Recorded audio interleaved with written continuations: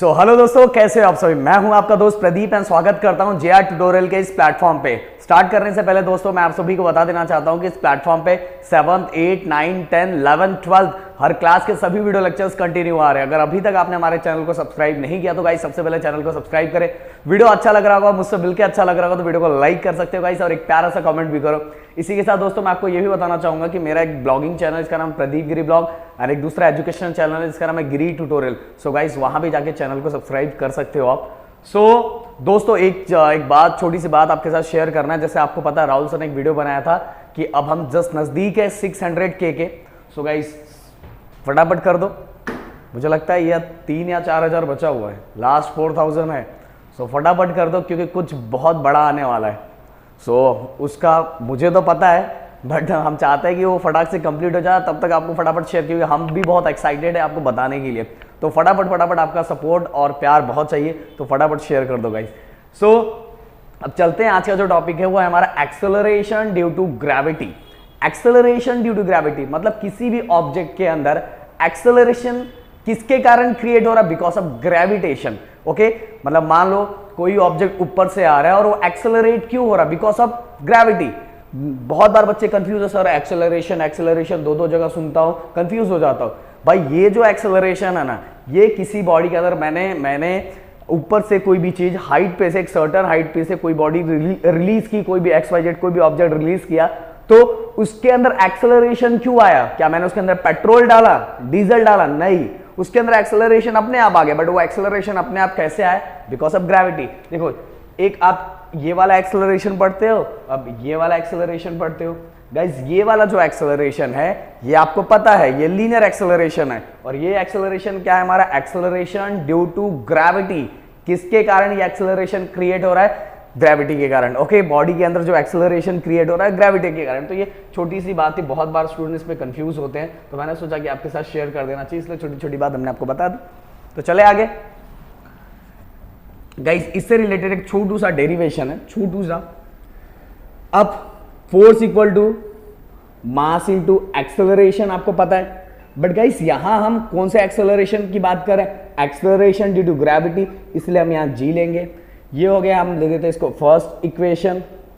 Then guys next gravitational force, ये वाला formula आपको पता है, G(m)m अपॉन r²।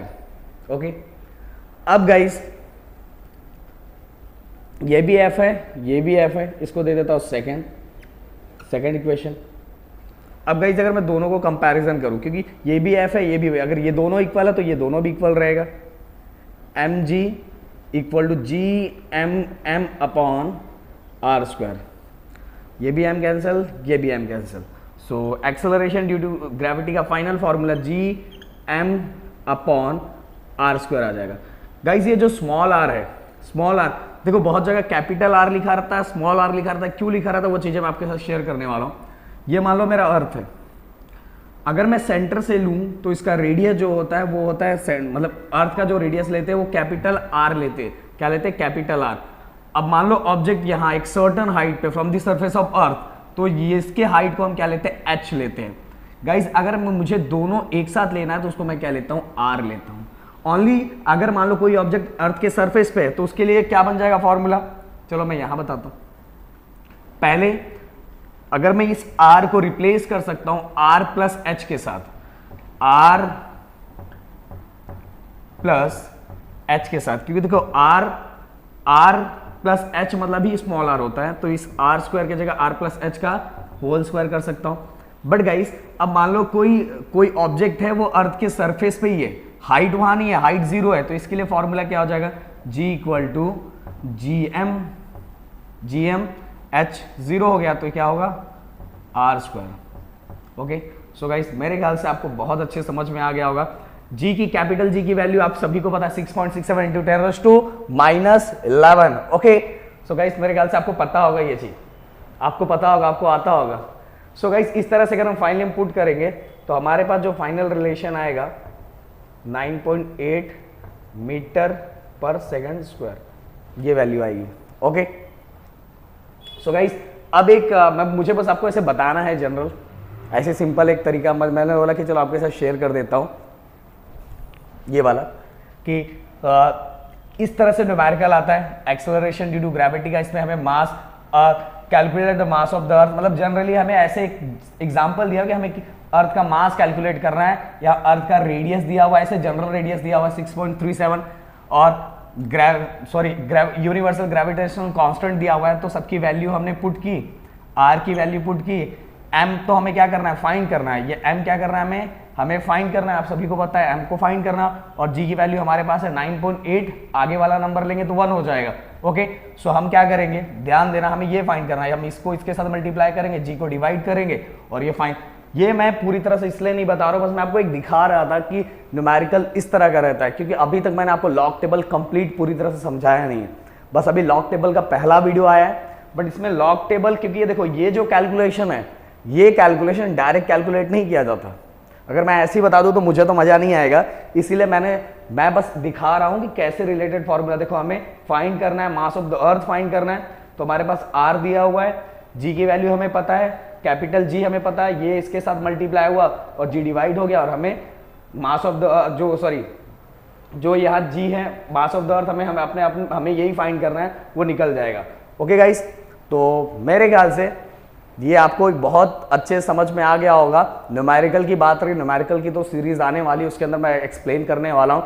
और एक चीज उसके लिए मैंने बोला कि अभी तक मेरा पार्ट 1 आया है, मेरे ख्याल से आपने देखा होगा, मैंने कुछ अलग तरीके से करवाने का ट्राई किया हुआ है। अगर वो आपको पसंद आया होगा तो प्लीज कमेंट करके मुझे बताओ कि सर वैसा ही चाहिए कुछ, क्योंकि 12th का अराउंड 10 या 15 तारीख से हम 12th का स्टार्ट करने वाले, 10 to 15। और 12th में भी हमारी प्लानिंग इस तरह की है कि हम उसके अंदर कुछ एक्स्ट्रा करें, कुछ अलग करें, कुछ नया करें, तो वो प्लानिंग हमारी उसी तरह की है। तो इसीलिए हमने सोचा कि हम उसको उस तरह से करके आप तक पहुंचाएंगे। सो गाइस, मेरे ख्याल से इसके अंदर सब चीज़ आपको समझी होगी। हमने क्या किया, फोर्स, हमें ये डेरिवेशन एग्जाम में डेरिवेशन आएगा, या तो डिराइव करने आएगा एक्सेलरेशन ड्यू टू ग्रेविटी, तो हम क्या करेंगे, force equal to mass into acceleration.